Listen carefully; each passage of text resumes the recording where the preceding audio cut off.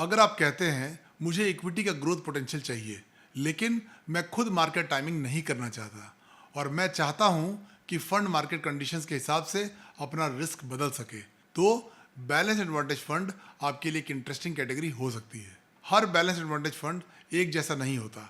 किसी फंड का इक्विटी बायस ज़्यादा हो सकता है, किसी का हेजिंग ज़्यादा हो सकता है और किसी का फ्रेमवर्क वैल्यूएशन बेस्ड हो सकता है और काफ़ी ज़्यादा एग्रेसिव हो सकता है। और इसी वजह से आज की असली कहानी सिर्फ ये नहीं है कि सबसे अच्छा बैफ कौन सा है, बल्कि इन बैफ्स में से सबसे ज़्यादा एग्रेसिव कौन है और क्यों।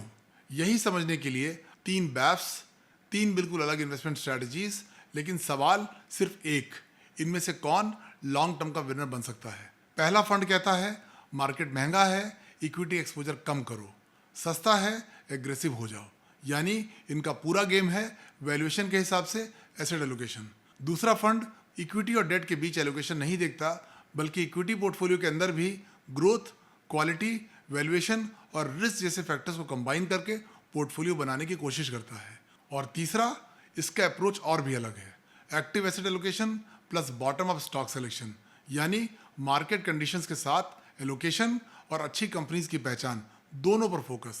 अब सवाल ये नहीं है कि किसने पिछले साल सबसे ज़्यादा रिटर्न्स दिया, असली सवाल ये है कि किसकी स्ट्रैटेजी मार्केट के अलग अलग साइकिल्स में सबसे ज़्यादा टिकाऊ है। बुल मार्केट में हर स्ट्रैटेजी अच्छी दिख सकती है, लेकिन असली चैंपियन वही है जो मार्केट गिरने पर भी अपने पोर्टफोलियो को संभाल सके। तो इन तीनों फंड्स में से 10 से 20 साल के एसआईपी के लिए कौन सी इन्वेस्टमेंट फिलॉसफी सबसे बेटर है? सो मार्क योर कैलेंडर्स, इस फ्राइडे को मिलेगा पूरा जवाब, deep research, data driven analysis और फाइनल वर्डिक्ट के साथ फुल वीडियो में। So stay tuned.